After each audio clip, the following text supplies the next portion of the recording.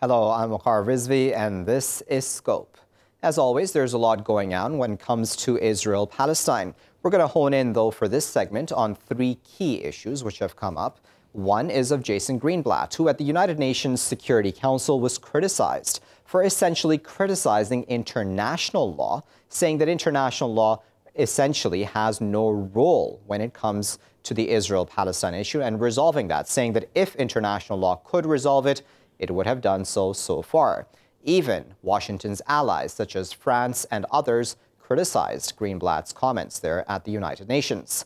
Then there's a story of Germany, France, Spain, and the UK criticizing and condemning the demolitions that recently took place in Wadi al-Hummus and talking about, of course, those Palestinian structures and houses that were demolished by Israel. Of course, Israel saying that all of that was done because of security concerns, which is essentially the narrative that Israel always uses when it comes to such demolitions.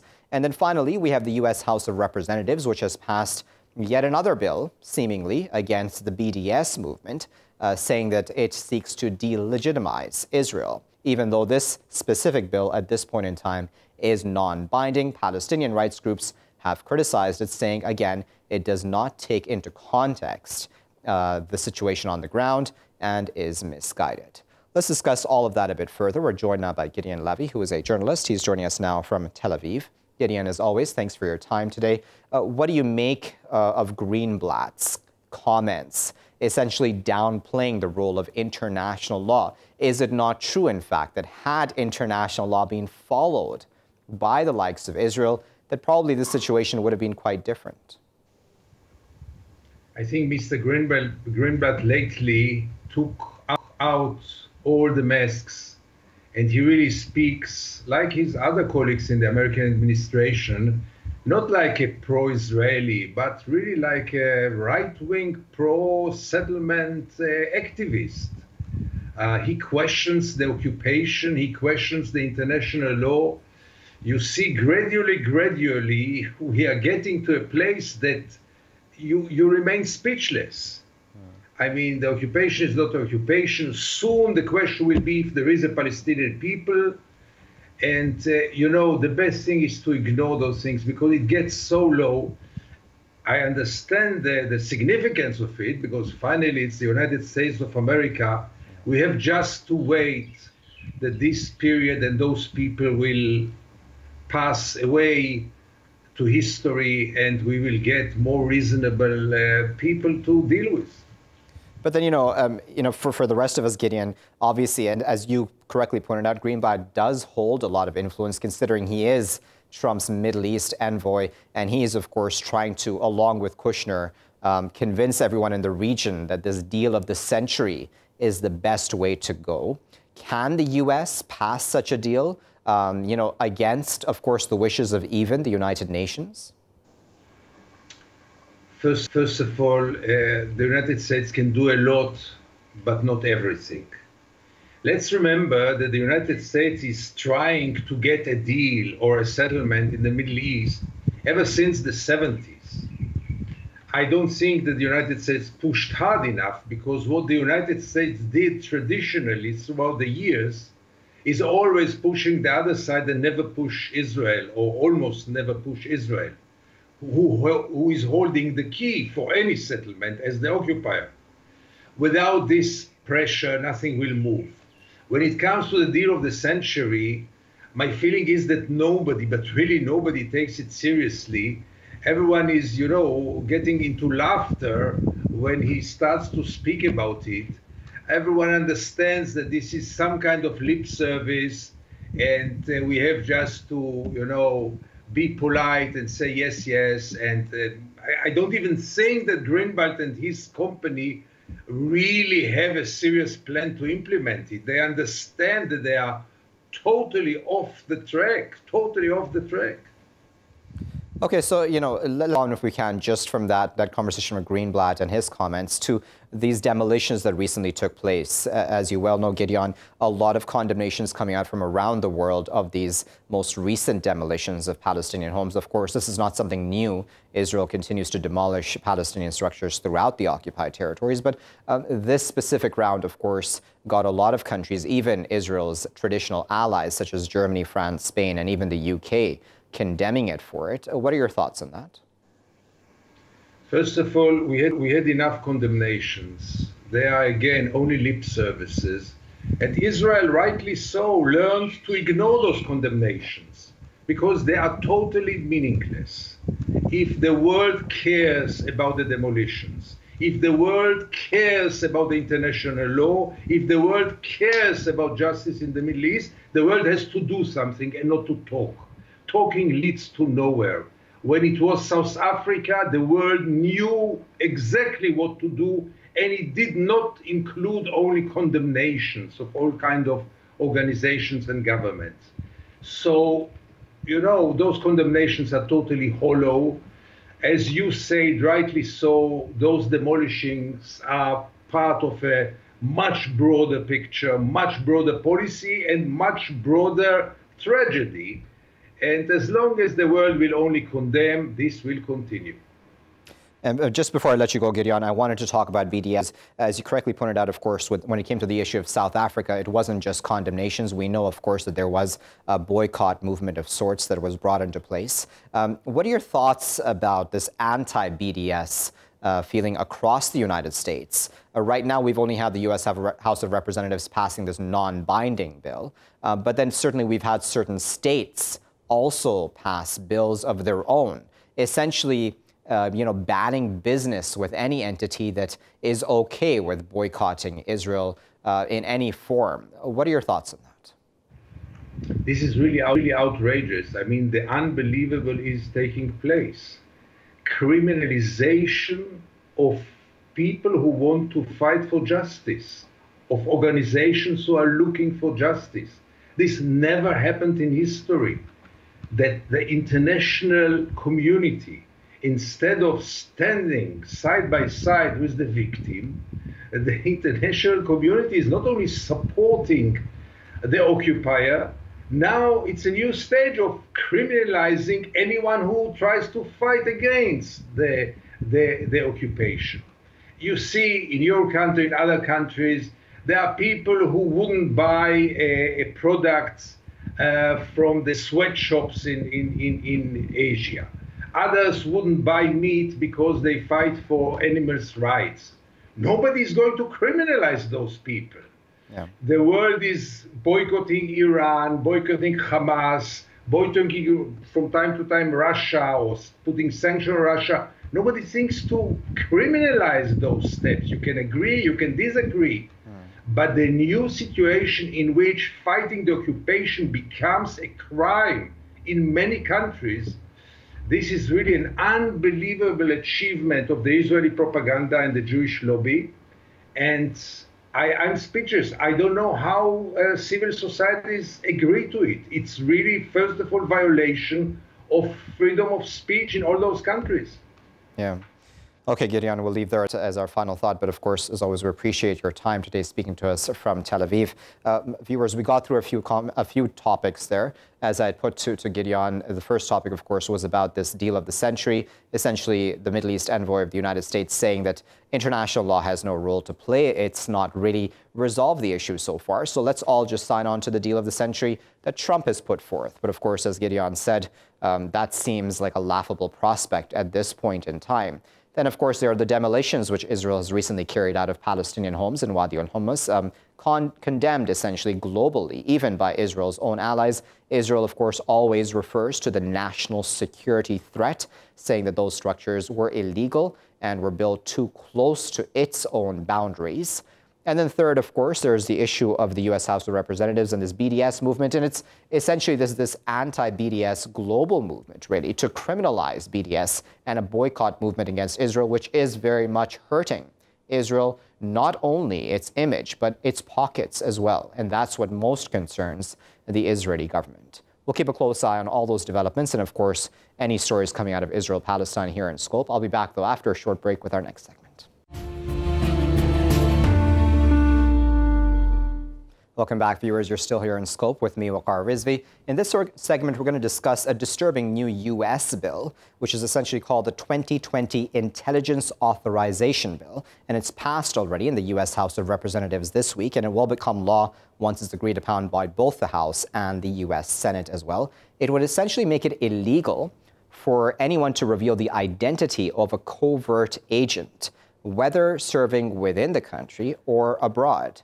Now, this is, of course, a step above the current law that already exists protecting CIA agents and other such agents as well within the country. There are many concerns about how this will affect freedom of the press and, of course, other such concerns as well. Who exactly then will provide oversight over the likes of CIA's Gina Haspel or others, the torture program, the rendition program, etc.? How will accountability come in such a scenario? Let's discuss this a bit further. We're joined now by Steve Hewitt, who is with the Department of History and the American and Canadian Studies Research Centre at the University of Birmingham. He's joining us now from Birmingham in the UK. We're also joined by Michele Groppi, who is a PhD in Defence Studies at King's College London. He's currently a teaching fellow at the Defence Academy of the United Kingdom in Challenges to the International Order. He's joining us now from Verona in Italy. Michele and Steve, thank you both for joining us. Steve, I'd like to start with you. What do you make of this bill? Are the concerns about it legitimate? No, I think the concerns are definitely legitimate. I mean, a U.S. senator actually raised concerns.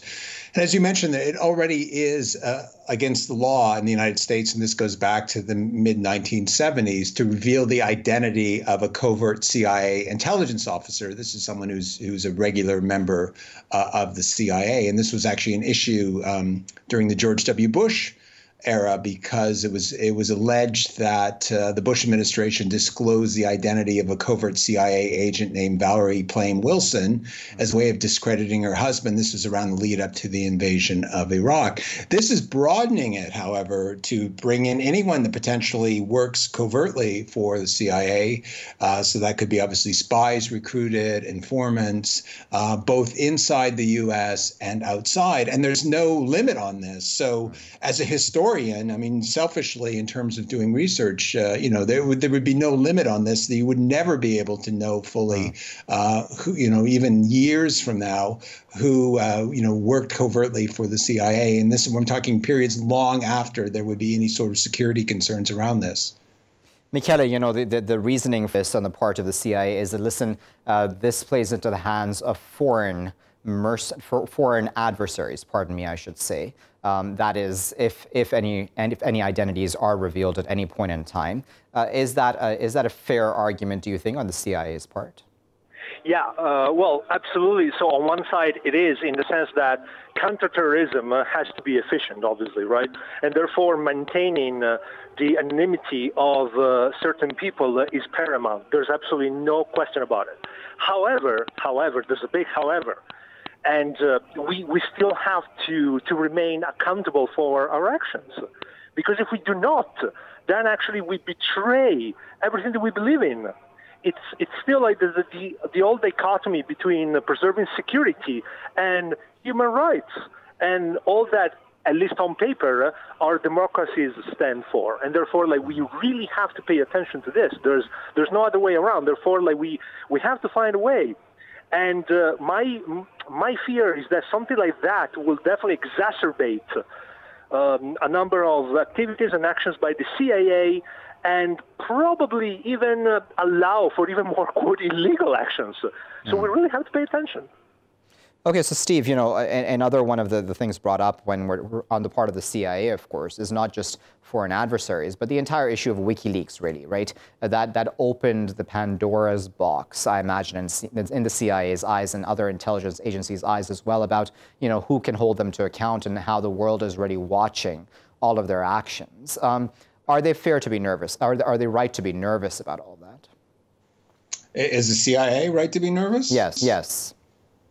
Yeah, I mean, obviously, we live in an era now where, I mean, I think this has always been an issue. I mean, one of the reasons why the CIA put a law in place, or the U.S. put a law in place going back to the mid-1970s, was because a former CIA member named Philip Agee wrote a long book where he named covert CIA agents, one of whom was subsequently killed in Athens, Greece. And that's why they put the law in place. So it was about the safety of agents. And I'm sure that's the way they're going to couch this as well. But I think there's another element to this that probably won't get as much attention. And this is as much about the future as it is about the past. And what I mean by that is this is also about the CIA being able to recruit agents in the future. And one of the ways they recruit people is to guarantee anonymity, that, you know, no one will know that you're secretly on the CIA payroll working as a scientist or working as a journalist or working as a politician. And so the CIA wants to keep this a secret. And that's less about the safety of people they've recruited in the past. That's more about recruiting people in the future. And I think that's the element that is actually a key part of this that won't get the sort of media coverage that other aspects will. That's a very good point. Michele, I wonder what you make of that. Certainly, I would imagine that for many agents, of course, accountability and the fear of accountability at some point in time in the future for what they do now or what they may do in the future or be asked to do in the future, would make them very nervous and would make them question really what line of work they will choose. Do you think that all of this is, as Steve there said, about future recruits? Well, I definitely agree with a colleague. It is about the future. But that is also, in fact, like even more worrisome, right? Because once again, if we are to maintain security, both at home and abroad, we have to do it the right way. We have to abide by the rules. Because if not, everything, I'm not going to say that it becomes a joke, but at the same time, even what's going to be like in the future, not just for the CIA, but for other secret services. Will other secret services do the same? Will other secret services become even more aggressive, even more, once again, like even more secret in all of their endeavors? It might be a snowball effect, you know. So we have to, once again, sorry for repeating myself, but we have to pay attention to this. We have to give much more thought about this. Steve, I wonder if we're being fair to the U.S., though, because, I imagine, and something that Michele just brought up, it's obviously every country around the world has their intelligence in place. And certainly a lot of their intelligence officers do a lot of important work in keeping their homeland safe and everybody safe in many parts of the world as well. To an extent, they need some veil and some cover, do they not, or guarantee of? Do they not? I mean, is it unfair for us to then point to the U.S. and say, listen, why are you doing this, and what of accountability? Yeah, no, I think there's a tension here, obviously, especially in sort of liberal democratic societies, that you've got these spy agencies whose job is to do spying and do things covertly, and yet that plays against what the other individual mentioned, about human rights, about accountability, about democracy, about transparency. So there is that tension there. And I'm certainly not an absolutist that would say get rid of all intelligence agencies, because I think there are dangers and we do need intelligence agencies. But there has to be this balance that has to be struck, whereby there has to be accountability, there has to be oversight, including from politicians, and you have that in the U.S., you have that to a certain extent in the U.K. Canada is just bringing in a new sort of panel of parliamentarians to oversee its intelligence agency. But this goes in the opposite direction. This is pushing where there won't be accountability, potentially ever, that we'll never know down the road, who was that scientist that was making pronouncements was actually on the CIA's payroll, or that journalist, or that politician. So that, I think, is taking us completely in an opposite direction, away from more democracy and more accountability, recognizing there always has to be a balance struck. Michele, I wonder, you're sitting yourself in Italy, so I wonder, do you know of any examples where there's a better balance really in how one protects one's own intelligence officers, gives them that cover or enough of a cover so they're able to do their vital work, and at the same time is able to hold them accountable? Actually, this is a very tricky question in the sense that I don't really know any, but I mean, for instance, in Italy, at least on paper, and let's underline that, the government is supposed to oversee all of the actions by the secret services. This, in our history, actually helped us in very troubled periods of our history. However, what happened in other instances is that obviously, given the political pressures, we pretty much overlooked very legal activities by the secret services, and we just let them do whatever they wanted to do at a certain point. And therefore, it's this continuous search for this balance between civil society, security agencies, and the government. I think that a way in which we could improve all of this is actually to bring it to the public domain. Obviously not the overly classified documents and all that, because of security purposes, right? Yeah. But at the same time, we have to let the people know what their countries are up to in peacetime, because that is the other thing. We have strategized the secret services, or in many Western countries, when were they born? During war times.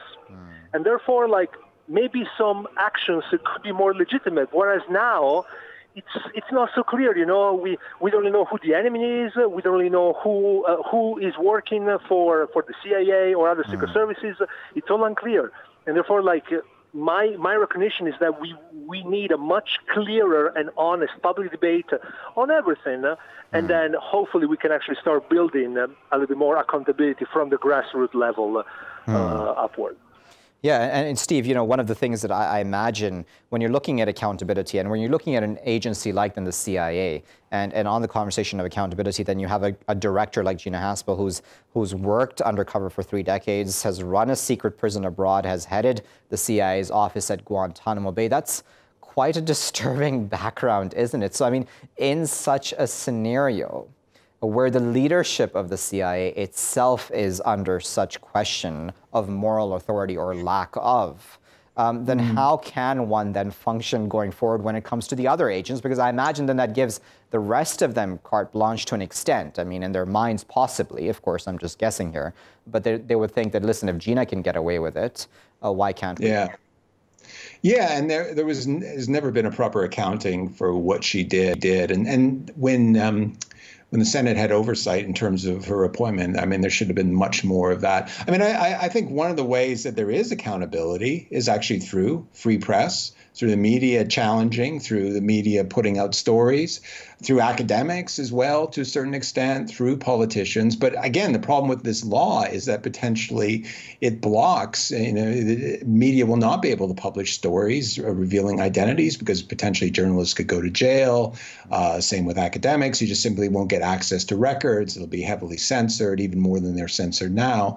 So that's sort of the stories of people like Gina Haspel that comes out in the media, I mean, are less likely to come out in the future, certainly in a country like the United States. Maybe they'll come out abroad and leaked in other medias, but certainly not in the United States if there are greater restrictions brought in.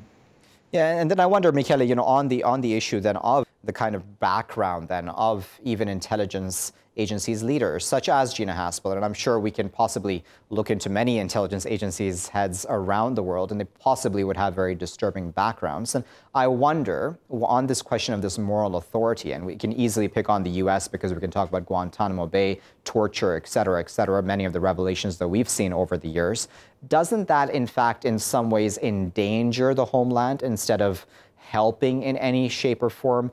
Considering the fact that if those activities are still continuing and people now know about it, there's more, resentment, in fact, isn't there, on the part of the global population? And that certainly doesn't help with safety and security for the homeland, does it?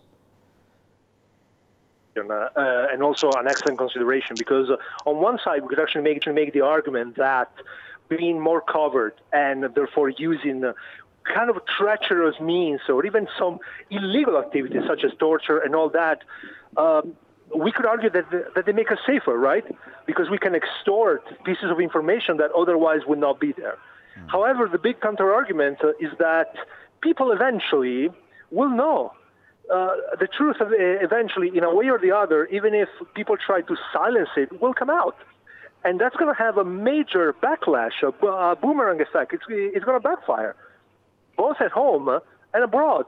And therefore, like, we really have to sit down and question the validity of all of this, right? Because as the colleague would say, if the media, academics, and even to a certain extent politicians can actually challenge, can actually just say, hey, let's wait a second, sit down and think about things in obviously in very simple terms, you know, in the long run, we might have a better chance. From a tactical perspective, maybe not, but from a strategical, long-term perspective, which is actually what we want, in the very end, I would argue yes. And therefore, we once again, sorry for repeating myself for the third time, but we have to pay attention. We have to be careful.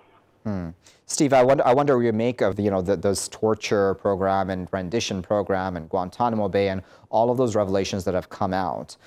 Certainly all those activities haven't made America any safer, have they? Especially the fact that now that everyone really knows and is probably aware that that is still very much going on.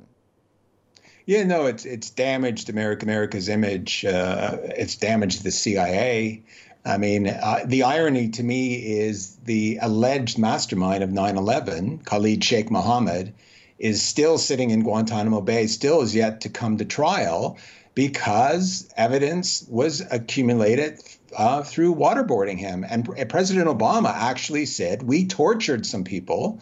And because of that, people that I think aren't necessarily nice people have not been brought to justice because that evidence was obtained under torture. So it's damaged the American legal system. It's damaged the image of the CIA.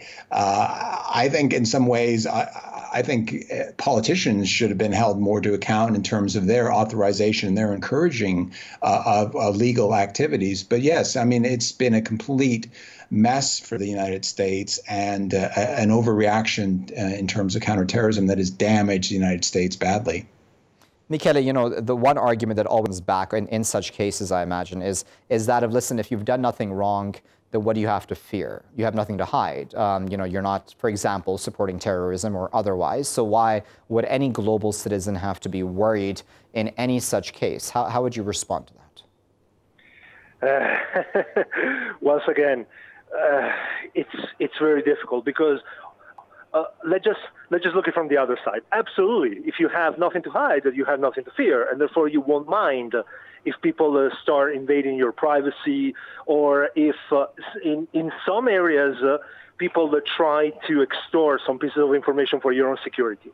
However, that's incredibly misleading because that's unfortunately what dictatorships do and how dictatorships think. And therefore, if we want to go around the world and say, hey, we are better, or, I mean, we do not openly say that, right? But if we want to really abide to our democratic values, then, no, everything matters, human rights, privacy, and all that, accountability, transparency. These are not just words written on a piece of paper. They do count, and we have to respect them. Indeed. Well, we'll leave it there at that as our final thought. Of course, we appreciate both Michele and Steve for their time and, of course, for their expert insight on this important topic, viewers. At the end there, Michele, of course, saying that even that argument about, listen, if you have nothing to hide, then, what are you scared of when it comes to all of the above? And if there are CIA agents even amongst your midst, what's the big deal? But then, as Michele there said, everyone has human rights, everyone has the right to privacy, et cetera, and no agent of any country, or especially the CIA or otherwise, should have the right to be able to carry out activities without any accountability, or even, the possibility of accountability at any point in the future for their actions now or later on, or even in the past, really. What this bill, as it stands right now, will do is it will choke, essentially, free press, will choke the possibility of accountability even of the CIA leader right now, Gina Haspel. And she has a very troubling past, as have other intelligence heads in the U.S. and around the world. Does it make sense for the free world? Does it make sense for a country which claims it has moral authority over all others to have such laws in place, simply with the excuse of, listen, we've gone through WikiLeaks revelations, we have foreign adversaries? Is that a good enough excuse? We'll keep a very close eye on that here in Scope. I'll be back, though, after a short break with our next segment. Thank you for staying with us, viewers. We're still here in Scope with me, Waqar Rizvi. In this final segment of today's show, we're going to discuss Facebook. And it's reached a settlement with the FTC, which is the Federal Trade Commission of the United States, about privacy violations, essentially, data privacy and data protection violations that it has been involved in. A reported $5 billion fine, a huge number. But of course, what many are concerned about is that, is this just limited to a fine? Or will there be actual controls on how Facebook operates going forward?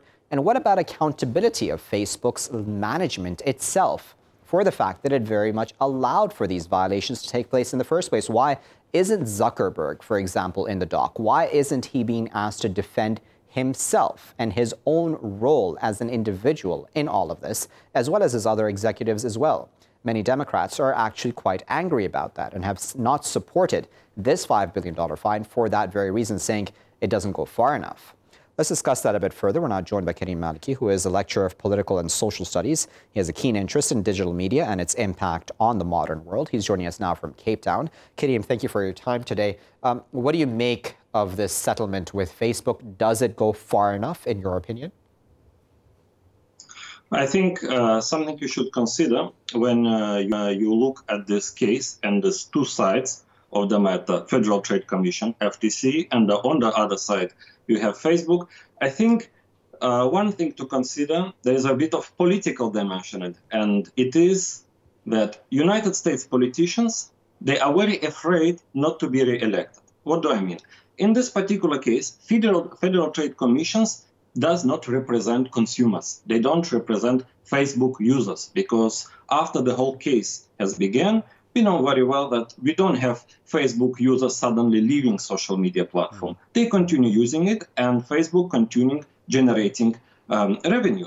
So in this case, they represent themselves as a political class. What do I mean? We have a case where on one side we have political class, politicians, and on the other side, we have digital media corporations such as Facebook.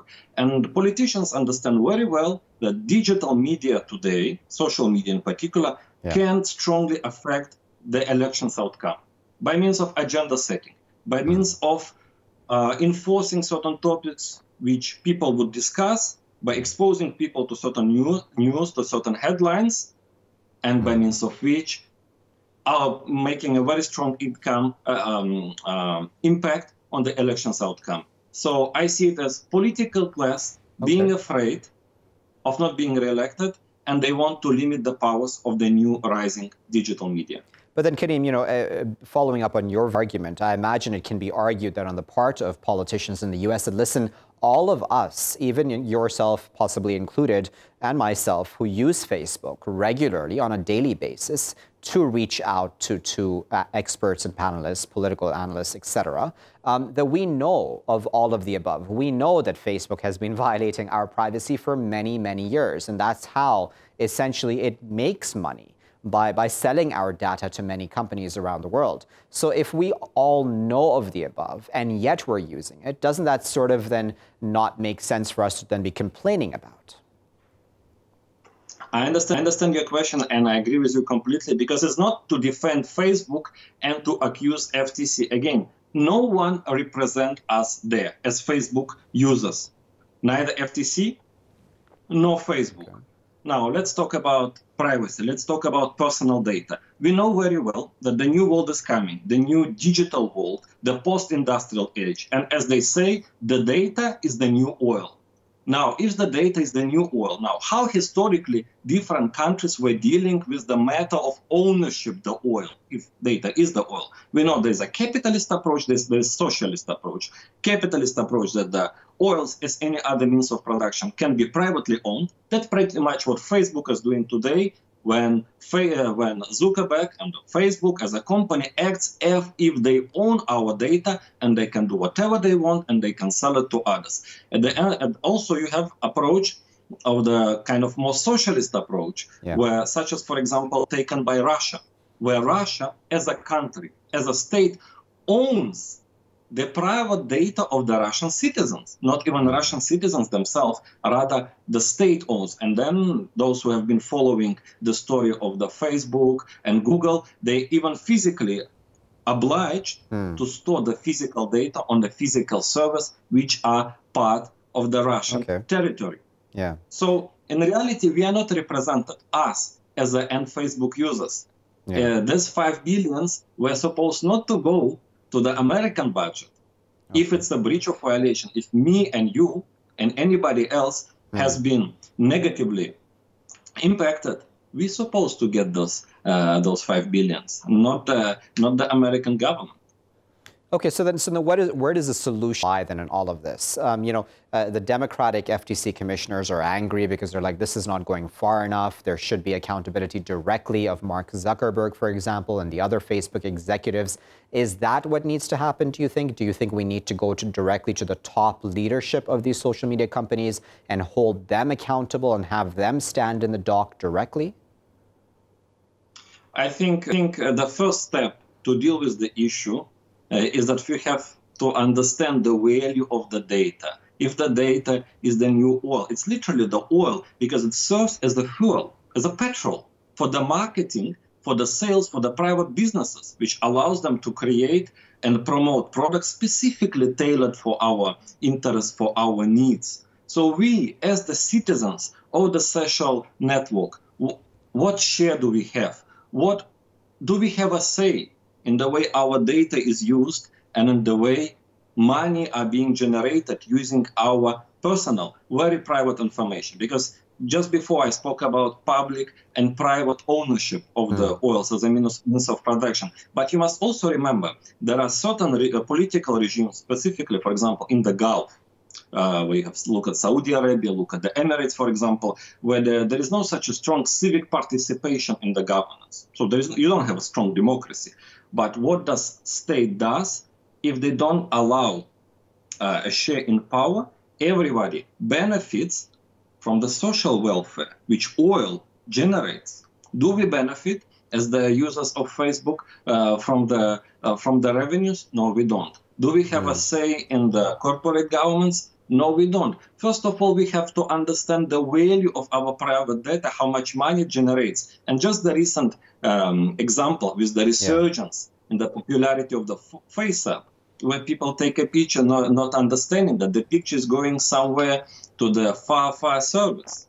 People not understanding that. First, we have to know what we're signing for when we install certain app and allow it certain permissions. We have to take those permissions, those installations, and those privacy information sharing very seriously, knowing because it has a consequences. We might end up in this to be in a certain kind of let me not use the word slavery, but definitely dependence, something which is part of us being deprived from and becoming the private property or even public property. And that's a very good point to conclude on, Kareem. A very appropriate point. I'm glad, of course, that you took the time out to share your thoughts with us today and, of course, appreciate your time.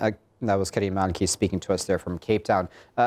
As Kareem there mentioned, data really is the new oil, and he was right to make that comparison because certainly, as he also said, we do not actually appreciate how much our personal data as individuals and, of course, as humanity as a whole is worth to companies around the world because it makes algorithms that much easier to form and makes marketing campaigns that much easier to plan out, et cetera, and has much more serious consequences as well vis-a-vis elections, vis-a-vis quote-unquote democracies, and again, swaying public opinion. What videos, what comes up in your news feed on Facebook can have a drastic impact on your political opinions or your opinions about very mundane, everyday things as well, what you eat, what you wear, etc. All of that has an impact. Will Facebook be held to account for the fact that each of our news feeds reflect only what it wants us to see? Is that the way things are supposed to be? We'll keep a close eye on that, of course, here in Scope. I'll leave it there for now, though. I've been Waqar Rizvi. Thanks for watching.